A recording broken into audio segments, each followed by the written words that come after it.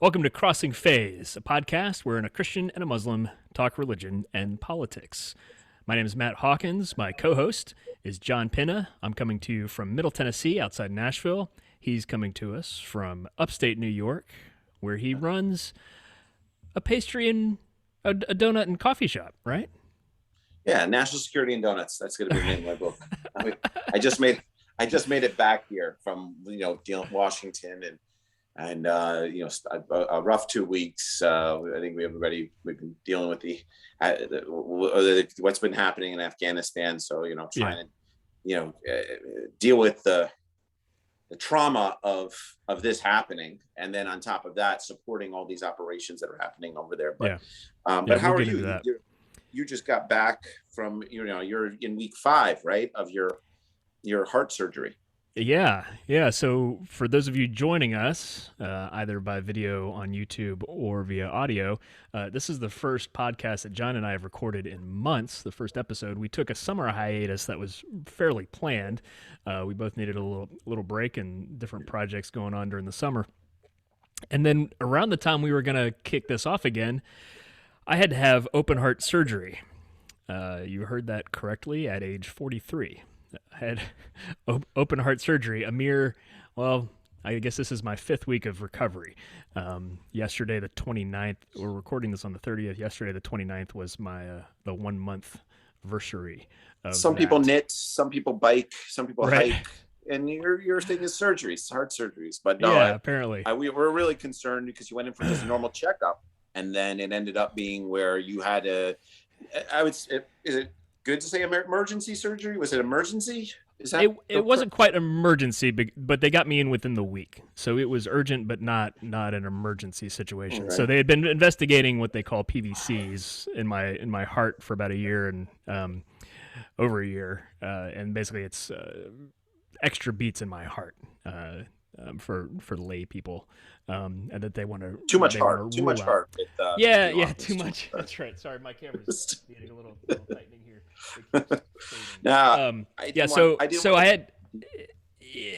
So in course of that, they were going to do an ablation to try to get these irregular heartbeats taken care of, which is a relatively common procedure. But in preparation for that ablation, they ran me through an MRI to make sure there were no potential new blockages contributing, and sure enough, a stent that I had installed in 2018 for a plaque blockage was now occluded, meaning my stent was fully blocked, which was a puzzling scenario, obviously shocking and disappointing.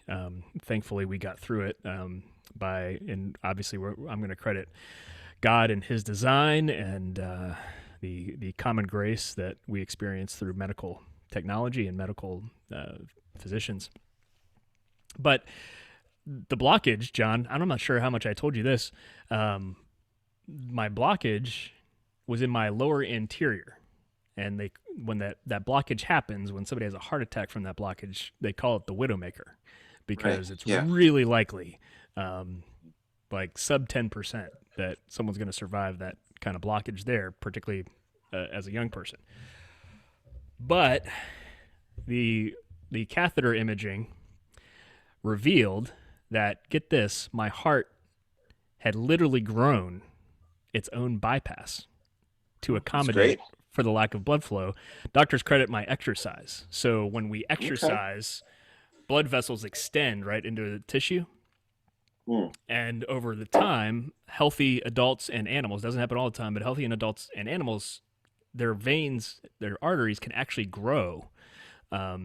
New medical people are going to rip me for this rude, but like new tributaries, right? New paths into the tissue. And the imagery in my heart, if you looked straight on, the doctors could see my muscle pulsing, but they could not see the corresponding vessel lighting up, right? That would be feeding it.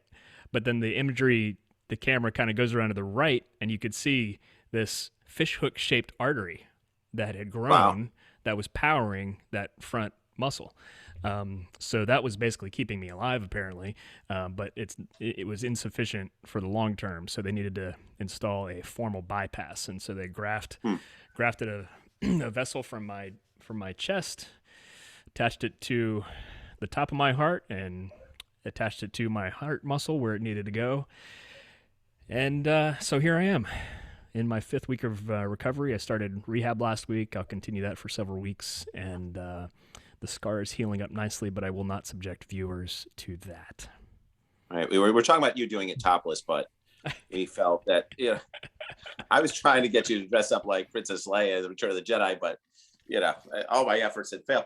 And this is part of your therapy. This is see how strong your surgery is, and to see if you can take the sheer trauma and effect of multi-faith conversations and talking about policy. With John Pinna. Take it easy on you. But, if y'all witness me drop dead here, it's John's fault. Right. Well, like I said, I did say a prayer to you, and like I said, when we were chatting back and forth, I go, our prayers matter. So I've been taking full credit for it, So I'm exceedingly grateful for.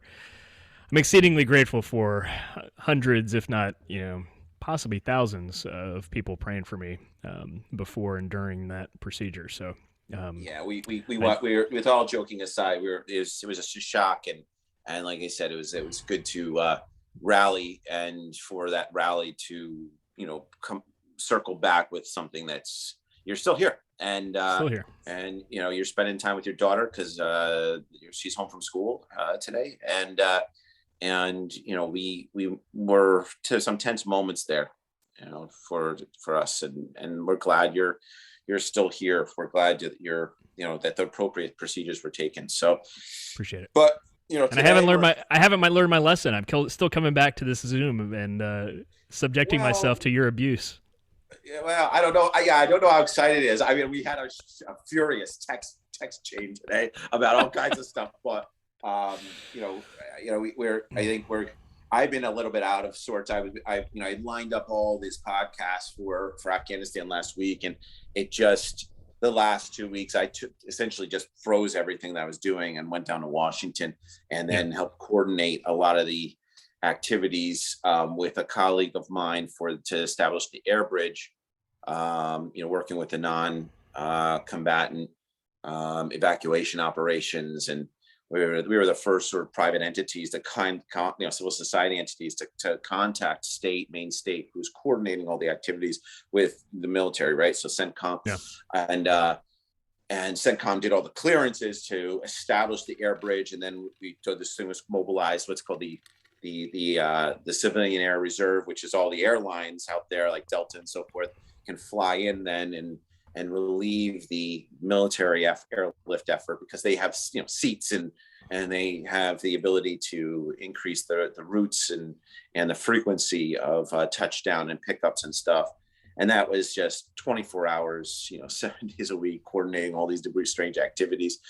State was not prepared for it, and our government agencies were strained, and the other side, the U.S. military was certainly ready for it. They can mobilize, but then it's about sustainability operations, and then supplementing, increasing, the force magnitude of what they're doing. So, but it was a shock. It was a shock. All this stuff that had happened with Afghanistan, and everybody's still reeling. I still have 4 families there that are close to me that are stuck. And I saw a tweet the other day that said, well, there was this argument of whether or not the airlift was effective, and someone said in a tweet, well, it was 100,000 people. It sounds like a well-oiled machine. Well, it was here's the problem, is that the ramp up of anything that's unplanned, or where you don't have a contingency plan, like the Biden administration didn't have a plan B. The problem is that once you're doing something ad hoc, there's going to be a lot of mistakes, and there's going to be a lot of learning on the job, so to speak. And the problem is that out of then some of the numbers that I hear thrown around, like 80% of the people that were on those planes, which would mean 80,000 people, were people that are not in jeopardy, that aren't, American allies, aren't, religious communities that are persecuted, or individuals that are vulnerable, like women and children and stuff. After I'm done with this meeting, okay, I'll get you more grapes. You can go get yourself. Well, why don't we just put her on? We can talk about Megamind. Working from home. Working from home this week, guys. Hold on just a second. Yeah. Can you there you can get goldfish bar, okay? We were just talking about Megamind. That's my go-to. Right. That's my go-to children's movie. She's watching Disney. She's watching Disney Princess movies. So yeah, while Dad is on here. So anyway, so you were interrupting, or I interrupted we got interrupted there. About your last couple weeks of Afghan and the logistics of this mess. I think we want to talk about Afghanistan focally right now. We're going to skip kind of the, I guess, a lot of the basics. I mean, you're always rich with some background and history. For listeners tuning in, we have a previous episode with John Karaku, who's a former intelligence officer, and he and John kind of really gave a significant background on Taliban history and what you guys kind of expect moving forward. And I think by now, listeners who are interested have the basic understanding of what has gone down the last couple of weeks under the Biden administration's oversight, and kind of wanted to get your sense, maybe a couple of anecdotes from people on the ground, people that because I know it's been a harrowing couple of weeks. Yeah, we've got. First, I guess a good continuation from our previous episode would be the Taliban. It's interesting because I had a friend of mine was in Kabul, and Taliban had just entered into Kabul, and this Taliban commander comes up to him and hugs him, and he thought he was being assaulted, attacked by this Taliban guy, right? And the Taliban guy had tears in his eyes, and he was celebrating that he was in Kabul, and that he had never been there before. And they were all taken aback by this. And it was interesting. It's an interesting point to start off a conversation that a good 50% or better of the Taliban right now were born after 9/11. Yeah. So just let's think about that. And they're walking in there with cell phones, taking selfies, and they're not the battle-hardened Taliban from the 90s, so they're a different generation, a whole new generation. And without creating a situation where I'm going to get a fatwa after me, but they're kind of like hipster Taliban, a good portion of them.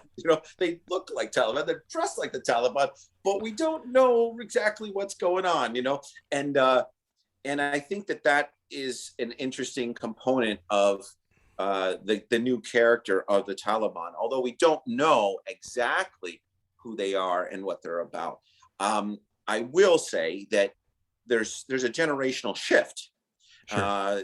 We have been fighting the Taliban for 20 years, the coalition forces, and a lot of the members of the old Taliban are dead. The old guard is still there, but there's very few of them. And so, and then there's sort of the zealots, and that are still surrounding some of the chain of command there. But a good portion of these the Taliban are younger generation that are a lot younger than I am, and they have a different character about them. They're not battle hardened from the 90s. They largely have stayed in hiding or are out of the fight. And now they've entered into Kabul, in this case, a story for the first time. And that was a very emotional experience, an Afghan coming to Kabul for the first time. Their rhetoric has changed. They talk about respecting religious minorities. They talk about respecting communities, letting people leave. If I was the Taliban, I'd want all the troublemakers to leave. Well, I'd say go. I don't want any counter-revolutionaries. I'm a Russian historian, so it's one of those things where I get all the counter-revolutionaries out, and that's an interesting characteristic. I think it's also interesting to look at from a religious freedom perspective. They advanced during Muharram, which is the highest one of the highest Shia holidays. Okay. It's and it ranges in days from 3 to 10 to 12. Some people celebrate 60 days, but 12 days of Muharram is usually what you celebrate, and it's the celebration of the Battle of Karbala, the survival of the Albayt, the family of the Prophet, and so in the invasion in the South, there were orders the Taliban to guard Shia places of worship and to not harm Shia during Muharram. Okay. So particularly in Kandahar, which is an interesting shift. So you see movement there. Well, I don't know. All I can say Potential is movement. that all I know is that this did happen. So you have this situation where you have an occurrence of certainly religious tolerance in some manner, shape, or form. Now, look, maybe they're pulling all the satellites down and they're pulling all the cell phone towers, and once they shut the country down, it's going to go back to whatever it was back in the 90s. I'm not sure that's possible. Yeah. But I'm not sure it's possible to do that. But it's an interesting character that shows that there's a difference between the old Taliban and the new Taliban. The rhetoric certainly is there. And I think that the stewardship of Shia communities during Muharram in the South is an interesting development. I don't know if it's reliable to say that this is going to be a course of action that they're going to take. Yeah. But whereas something like ISIS, doomsday cult, you do have within the Taliban an adherence to a kind of Islam, even though it derives itself from Wahhabism. You have a sense of a way to speak using their terminology that is within a construct of what they would consider to be order. I have a hard time with doomsday cults like ISIS, right. and anybody who advocates for violence within Islam. So I think you violate the maxims, and then you're on the other side of Islam, much like the Aman message declares that, right? Yeah. So, and that's my camp. So I have a hard time with that. But the fact is that they are in charge of Afghanistan right now. Their rhetoric has changed, some of their actions. So the possibility that they've changed. And but even though those changes might exist, they are who they are. Right. And John Kiriakou and I talked about, vigilantes and how they have a way, their go-to is, punishment. Their go-to is a strict interpretation of Islamic law and their application of Sharia, and their interpretation, which we call like fiqh, we call it, is extremely rigid, and they treat Islam very much like a salad bar. So, but they do not have the person power they once had, and their character, their personal power is very, very different. So, and I think that might speak to a different quality in how they interact with the rest of the world and the Afghan people. But, and I think that we'll have to just see. But that doesn't devalue the sheer terror that all of us have had with this advance. Right. But I think that when it comes to culpable parties, it's very, very difficult, because there's been a lot of slogans thrown out there, a lot of armchairing. I've had a lot of friends who have ripped in, who spent time in Afghanistan, talk about these things and be very angry about people that are pundits and armchairing it and don't really have a stake in the game. Talk about what is going on in Afghanistan. Yeah.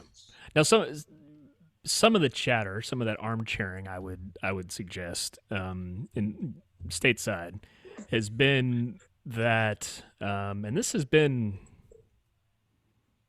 kind of pop culture conventional wisdom for a while, is the critique of the U.S. being in Afghanistan was that we were never going to establish, or we were trying to establish, a Western style, Jeffersonian style democracy. And I'm curious to get your take on that claim. That's never really been my understanding. That's not what I thought we were sold in the early days of why we were there, and what we hoped to accomplish. We certainly, I think, made advances, and I mean, part of your work was trying to advance human rights, and particularly in the context of education and civil society. I saw us doing that. To what extent is that claim about supposedly trying to build a Western-style democracy versus what you saw us doing? Now, I will caveat from the get-go. I'm with a number of different people who think we ought to have been doing things differently, and I think you're part of that camp too.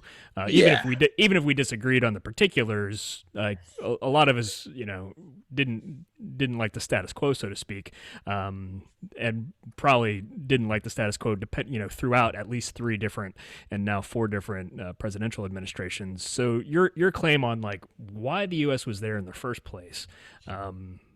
Versus the current armchair politicking.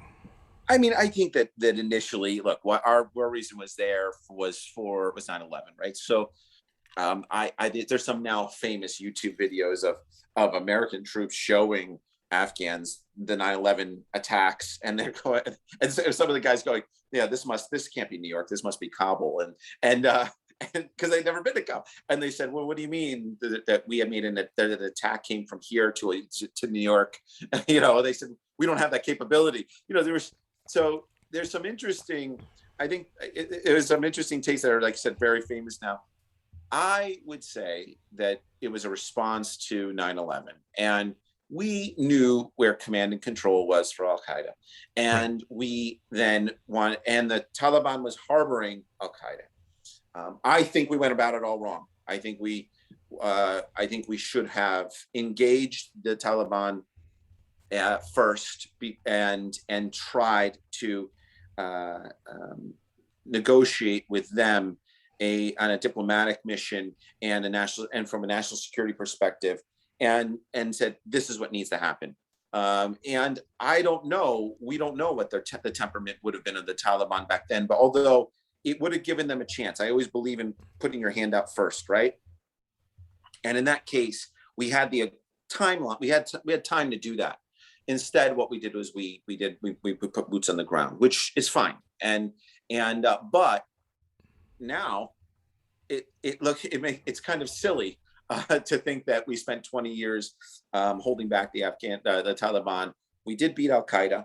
I should say we did beat Al Qaeda, and now we have a worse entity, right? Al Qaeda is really a criminal enterprise now. It's not really a terrorist group. The most of Al Qaeda the old Al Qaeda is gone, and there's a few senior managers there, but most of them have decided that there's more money to be made in mobilizing these networks to be a criminal enterprise. And ISIS is now the bad boy, right? And so the problem is that I think we went, so to answer your question, I'm explaining rather than answering. One is we went to go after Al Qaeda, and we did it. Okay, mission accomplished. We eventually got Bin Laden. Mission accomplished. We've implemented 20 years of development work. Aside from the war profiteering that's happened from where there's been a lot of offshoring of funds that's the intended use for Afghans. Which I fought heavily against the war profiteering. I feel that there were some amazing strides made.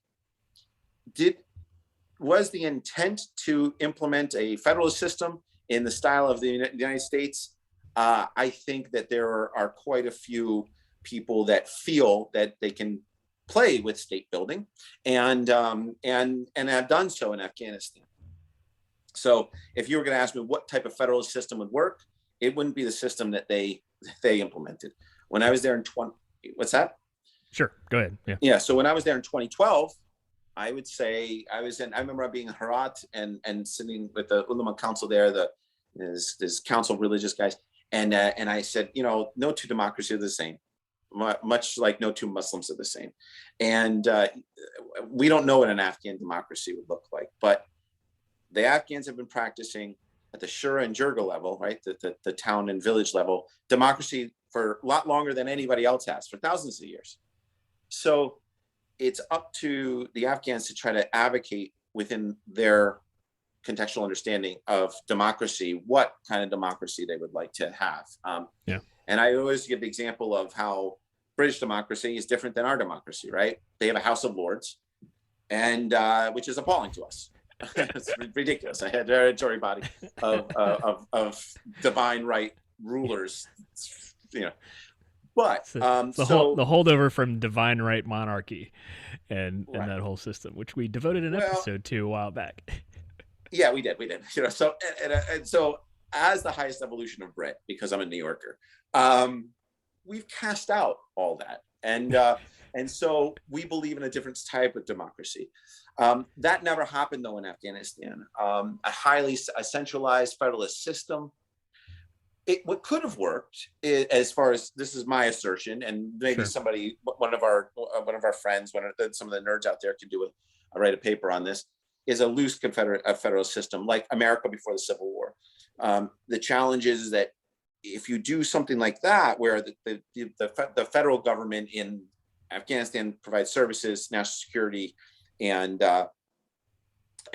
defense, then you leave the rest to the regions, right? And the northwest is Uzbek, the northeast is Tajik, the Pashtuns in the south, and if you let things happen at the regional level, then maybe that would have worked. But a highly centralized government in Kabul has never worked in Afghanistan.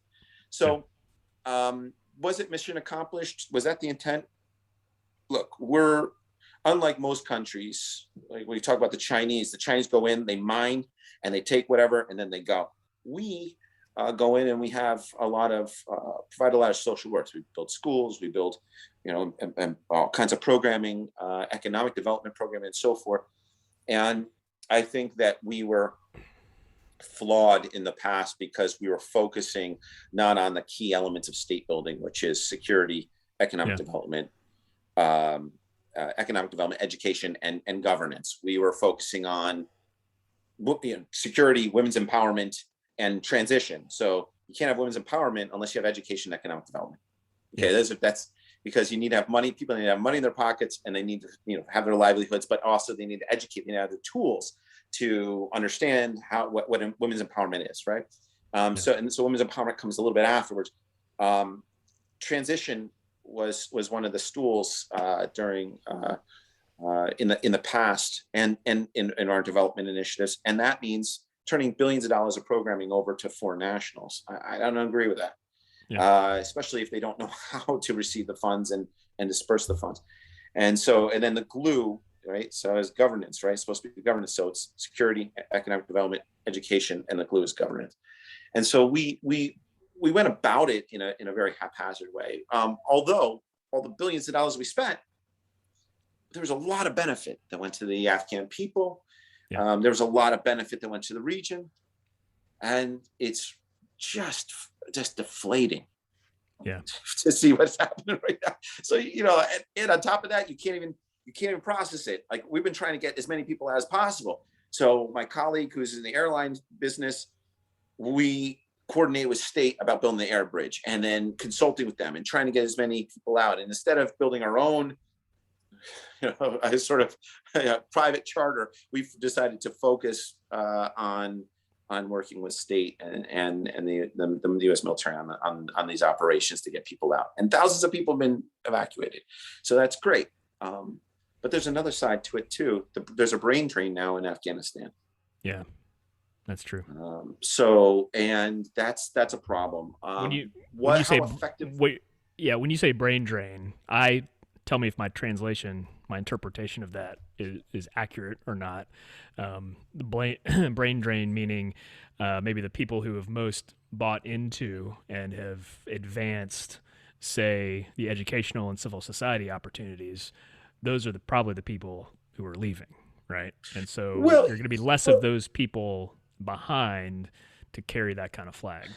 Well, let's look at something. Let's take it step back a little bit. Okay. I always deal in threes. So let's look at this. You'd make a great Baptist preacher.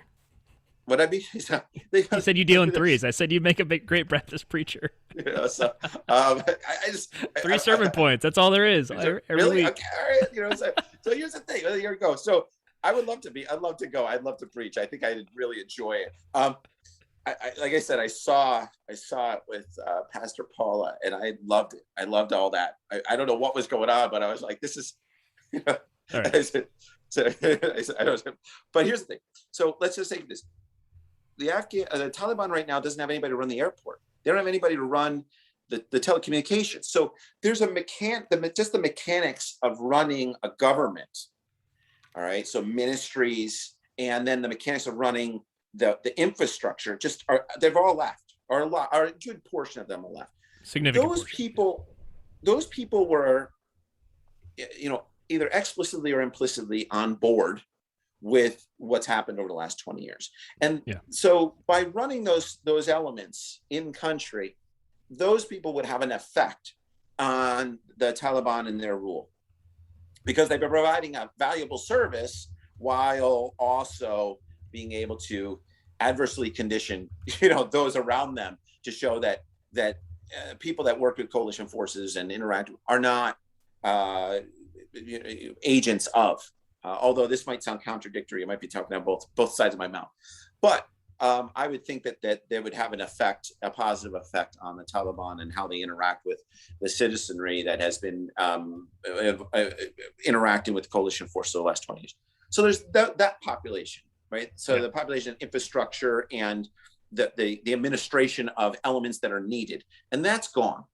That's what I mean. That's first part of brain drain. So the second part of brain drain are, I think, you have all these civil society mechanisms that were run by individuals that may have been radical. We talk about, to the Taliban, women's empowerment's radical, right? Or something as simple as I'm going to advocate for the establishment of electricity in areas that don't have it, right? Those civil society groups are defunct now, and without civil society, you just and civil society leadership. You're just missing a core element in a liberal society. And then you have the third. You have the advocates for the issues that the Taliban finds appalling, right? And all those advocates, a lot of those advocates are gone. There was this article about 3 ladies, we can put it in the post, that are leaders in government, and they decided to stay. That's amazing. And I think supporting those mechanisms in country are really, and the individuals that have stayed is just as important as evacuating people, and figuring out how to do so.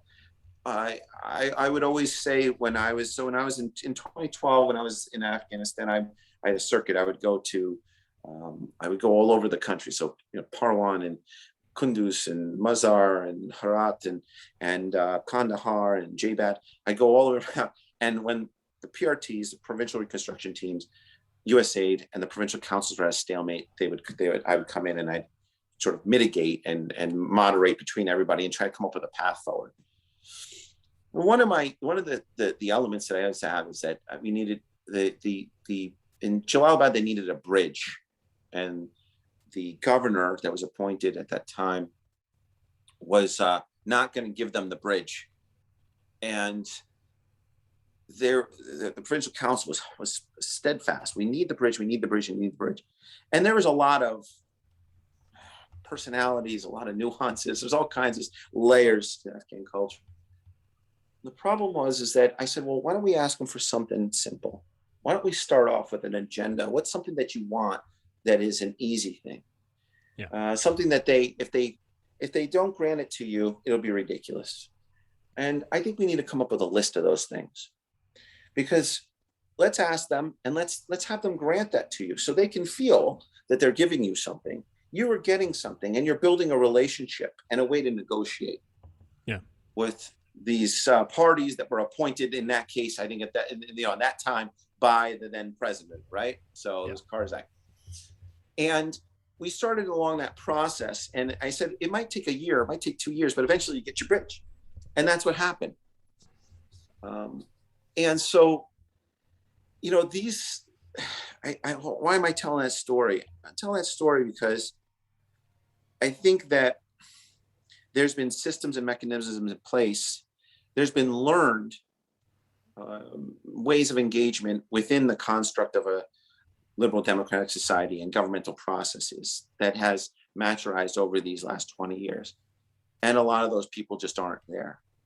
Yeah. And so I don't know if the same provincial governors that are in our provincial council members are in JBAT are still there, but I would anticipate that a lot of them are gone. And so it's the same mechanisms with the Taliban, right? You may not turn around and say, listen, we want to make sure right now that that you are going to have a liberal society and a democratic constitution and implement, but there's simple requests that could be made to see and gauge the temperature of the Taliban, and civil society needs to be in place, and those individuals in government need to be in place that understand these mechanisms, that can softball some of this stuff to get feelers and start building those relationships between liberal Afghans, right, and the Taliban, and that would allow for this bridging of this gap and allow for a more open society from the get-go. And I don't know if that's happening right now. And with the brain drain, I don't want that to sound like anybody was left behind. There's an intelligence deficit. What I mean by brain drain is that people that have process, within the development initiatives and understand the donor community and how it works is really important aspect. Yeah. It's kind of it's like a civic capital, right? Or a what do you call it stateside? There's something capital. I'm blanking on the word for it. Maybe it's my holdover from surgery and brain fog. But I know what you're talking about. It's not an intelligence drain. It's an experience and kind of a human capital.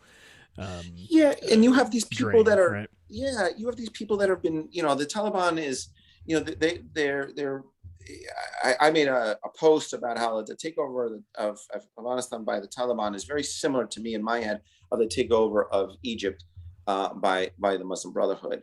Muslim Brotherhood had dealt in theoretical things. They were all coming out of prisons and everything else. They dealt with all this theoretical government, but then when they took the seat of government, they were responsible for getting people jobs and running electricity and doing all stuff. And what happened over a course of a series of years, their credibility started to drop. And then because they didn't deliver on their promises, everything went south for them. It's important to think about that with the Taliban. The Taliban are now on the hook, and it's not the same environment it was in the 90s. There's a tremendous amount outpouring of concern towards Afghanistan. There's a huge community of diaspora, and that huge community of diaspora is very, very strong, powerful, and there's the connectivity that exists now as opposed to the 90s is vast. And so the Taliban is going to have to figure out what stance they're going to take. And according to their spokespeople, they are addressing this from a liberal perspective. We don't know if they'll deliver on those slogans that they're saying and those speeches and that rhetoric. But the fact is that we can hold them accountable, much like we were talking about the conversations that I had with the provincial council in JBAT in Jalalabad back in the day. Let's hold them. Let's say, okay, you say you're going to keep the air bridge open. Let's keep the air bridge open. We have lists of people. We want to get them out. Let's get them out.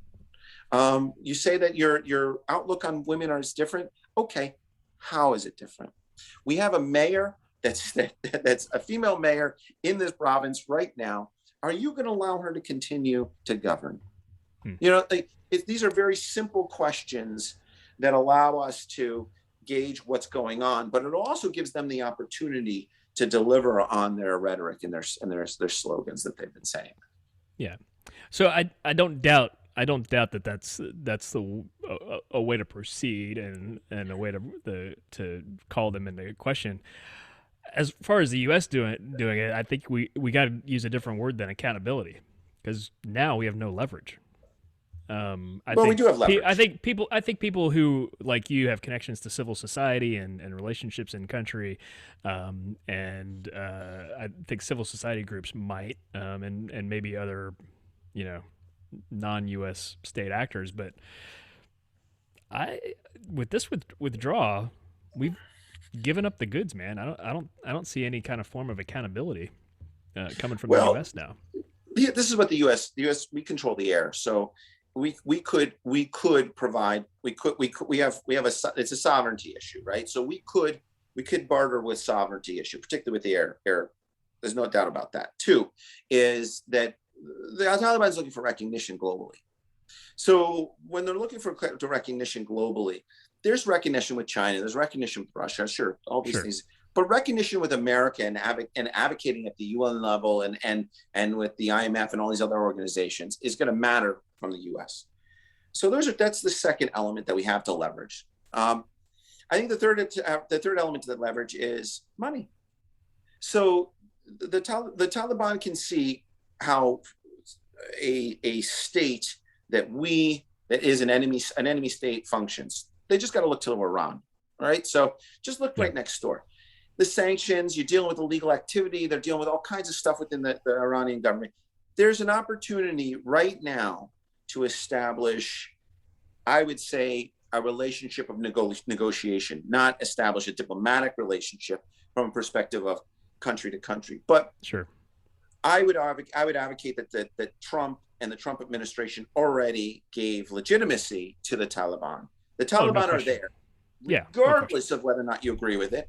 And these are three leverage points that are going to speak to the Taliban right now. They can talk, like I said, talk with China and Russia all they want. These three elements: sovereignty,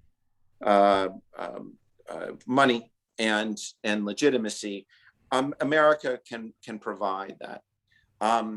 How we work with those points, and I would negotiate those points. I would first with our coalition partners, with our allies, to do so. But the path to do that it has to be established. And the three action points that I've vocalized on are: one is that there needs to be a whole new team of people interacting with the Taliban. Ambassador Khalilzad has been had a stranglehold on the policies and how we deal with Afghanistan for 40 years. He was an advisor to an interpreter and then advisor to Ronald Reagan. The formation of the Taliban his fingerprints are all over it. He was the ambassador to Afghanistan in the beginning. And if you talk to many people, he was actually helping, if not running good portions of the government as the ambassador for Karzai. He ceased to be the ambassador and went over to Iraq. And when you look at what's happened in Afghanistan right now, the same thing happened in Iraq. The Iraqi forces gave up their arms, didn't put up a resistance, and ISIS took over. And now there's a pattern. Same thing happened here. He was in charge for the last 3 years of the U.S.-Afghan peace talks. And he was appointed by Trump. He still holds his job. All right. So Blinken kept him. I can't think of a more explicit example of someone failing at their job and their mission than what's happened in Afghanistan right now. And this guy's still got his job. He's kept out the brain trust of Afghan Americans. And here's the thing: I'm not advocating for myself. I want to know business in it. I think that there's a tremendous amount of Afghan Americans that have the ability to engage and know how to approach what's going on in Afghanistan right now. And Ambassador Khalilzad needs to be removed immediately. That's step one. Step two would be to put feelers out about having a consulate in Kabul. Instead of moving out lock, stock, and barrel, having some presence there is the most important thing. The third element is, you continue your airlift. You continue to support those civil society in country and the individuals, the leadership in country. And then on top of that, make sure that the money that's being flown around, that's floated around to different entities are going to, for the money is going to the intended purpose. There's been a lot of people raising funds, and I'm not sure that those funds are going for the intended purpose. There needs to be the massive humanitarian effort needs to be effective, and it needs to be credible and continue. So I think those are the three starting points, right? And then from there, we can go forward. But as long as Ambassador Khalilzad is there, nothing will happen. And he'll block the brain trust that's here in America from actually being effective in forging a new path. And I've worked with the guy. He was the board member at the American University of Afghanistan. He was the guy that, and I've worked with him back and forth at Department of State when I've dealt with some initiatives. And he just doesn't belong there anymore. And you know, well, but he's still there. He's still involved in the peace process. You know? Yeah. Well, I remain very skeptical about a lot of this. Even with the best interest and talent that the U.S. has to offer, I think with our withdrawal of military support and force there, I don't know why Taliban just doesn't make particularly on your cash, your funding point. I don't know why they don't just make bedfellows with China and Russia, who won't expect a lick of them on human rights and education, and we're going to be far friendlier and far hands off with less strings that you're right. Care about. It's a fair assessment. You know what I mean? It's a fair assessment. I hope we play ball like you suggest, and I hope it's successful. I'm just highly skeptical that that's going to pan out. And I want to pick up. I want to emphasize one thing you said a little bit earlier, that the Trump administration had a role to play in this. So as much as my Republican friends want to, throw down and scorch Biden for all this. We don't know whether, logistically and the execution would have been any different under Trump administration. Maybe it would have been, but the wheels on this transition were moving well before Biden was in office. The same guy who negotiated this, exactly, executed. Yeah, the personnel didn't really change. It's not like Biden guy came into office in January and then 6 months later we have this catastrophe. This stuff, particularly the legitimization of the Taliban, we know was going on with the Trump administration in private negotiations and even secret negotiations as early as 2018.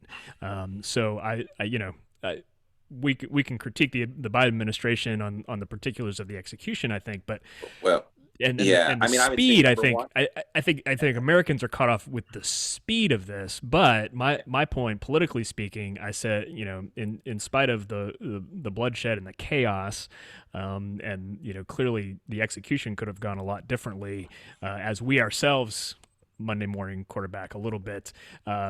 This is pulling out of Afghanistan. I think it's the center of the Venn diagram between some of Trump voters and Biden voters. Both Trump voters, the kind of nationalist trending folks, the people who critique, quote, interventionism, they've been wanting to get out of Afghanistan for a long time, and the political left of the country who are generally averse to military action and force, have wanted to be out, and I think that's an alignment that is a common sentiment between voters of two administrations. Now, people are gonna, people are gonna not like that and hit me for that. I'm not saying that Americans wanted to see this kind of chaos and this kind of bloodshed that we've seen over the last couple weeks, but Americans, I think, did in fact want to get out. It's funny. They didn't necessarily want to achieve a particular threshold or goal, because no political party, Republicans or Democrats, over the last decade have really sold a meaningful plan, right? And so Rory Stewart, the MP is the famous British politician, and he actually nailed it. He said, look, 2,500 troops in Afghanistan. It's been 18 months since there's been a death. It's really a really low calorie sort of Right. Yeah. force maintenance, considering that we have all these troops in Korea, and we're not, the logic is, let's not, oh, you want to know what, let's pull the troops out from there and just see what happens. I mean, no, we keep the troops in Korea, we keep the troops in Germany, so Right. the Marshall Plan is still in place. So 2,500 troops, no casualties, just to be able to maintain the government, and the 20 years of social and worth and security worth. I always sit around and say, people would ask me 2 months ago, why are we in Afghanistan? Should we stay there? And I go, it touches all our enemies. It touches China, touches Iran. It's in proximity to Russia. The amount of just from an intelligence perspective, it's worth its weight in gold for 2,500 troops. Yeah. But I think you're right. I think if we're talking, there's a strong case to be made, and my friend Paul D. Miller has made a lot of this case as a strategic outpost for that. We continue to refer to it as a war. That was probably not. It's probably not the most accurate descriptor for the past certainly. I would say at least 5 years. At least 5 years yeah. since the retaking of Kunduz. And this is the funny part, right? So I know we got to go, but when Kunduz was taken about 5 or some odd years ago, I can't remember exactly when Kunduz was taken by the Taliban, the ANA, the Afghan National Army, retook Kunduz on their own without coalition forces. Nobody was on their own. Yeah. So what's the difference? What's happened now? America's pulled out, and so everybody says, well, they lost their will to fight. The Afghans are fighters, so they didn't lose their will to fight. I'll end with this point. There's a story. I have a firsthand account. Not going to mention any names. In charge of security forces in Kabul, in charge of low-level commander, in charge of 5,000 dudes. So divisions like 3,000, right? So just almost 2 divisions of troops had orders to stand down with Taliban's in the outskirts. Had orders to stand down. So goes to confirm orders, and guess what? The entire chain of command is gone. We're not talking about, so he's like the captain level, right? So, so I don't know, the chain of command, there's 4 types of generals, right? There's 1-star, 2-star, 3-star, right? And then you drop down to your colonels, and then your majors, and then your captains, and then your lieutenants. He's like lieutenant captain level, and there's nobody in the chain of command above him. Goes to the presidential palace, and guess what? The president's gone. So there's no one to get orders from. And he's in charge of almost 2 divisions of troops, armed, ready to rock, U.S. trained. Goes to Karzai's house. And Karzai is considering going to the Iranian embassy for refuge. And he says to himself, well, if they take the Iranian embassy, I'm just going to die there. I might as well die in my house. Now, imagine that. Imagine if you had to say that to yourself, right? But I give Karzai and Abdullah a lot of credit for staying in country. So this low-level guy is saying, I got all these guys, what do you want me to do? And he says, you have a choice. You can either make a stand or you can live to fight another day. So Karzai makes the now famous video with his daughter, and they steward him to Karzai, because all his security forces are gone. Karzai to Abdullah's house, and they disband. And this guy's in hiding. But imagine if we're talking about the major level, so major, colonel, all your colonels, lieutenant majors, colonel, all the way up, and all the 4-star generals just disappear, and then all of the people that are in the government, in the ministries, are gone with whatever cash they could carry, whatever it is, and they're gone. And one of my founding fathers, right? I'm a Hamiltonian Federalist. I've got my George Washington, right? Those are my 2 founding fathers. But I have my third is my founding mother, right? And it's Dolly Madison.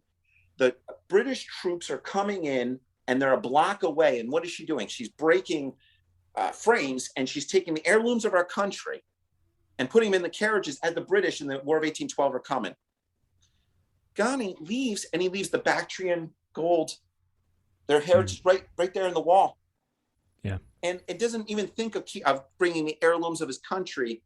And there was no command and control. So when it comes to people saying, how come the Afghans didn't fight? Not only do they have orders to stand down, they also the entire their entire governmental structure, including the military, which in our country, right, there's two separate entities, right? The military has a structure, and it's not complete, like an integrated. So we're completely gone.